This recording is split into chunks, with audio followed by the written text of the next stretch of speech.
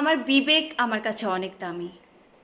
আমি কখনো নিখুঁত হতে চাইনি, হতে চেয়েছি একজন সাধারণ মানুষ যে নিজের ভিতরটাকে পরিষ্কার রাখতে চায়।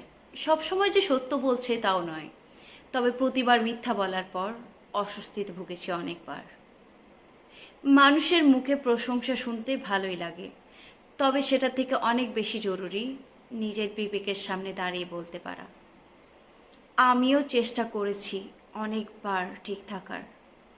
সবাইকে খুশি রাখা যায় না, তবুও কাউকে কষ্ট না দিয়ে চলে যাওয়াটাও এক ধরনের শক্তি।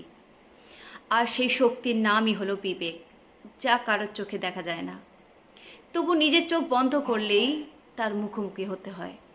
আমি যদি একদিন ভুলও করি, তার উত্তরদাতা আমি হব না কারোর কাছে, শুধু আমার বিবেকের সামনে, সেই মানুষটার কাছে যে আয়নার উপর তাকিয়ে থাকে প্রতিদিন।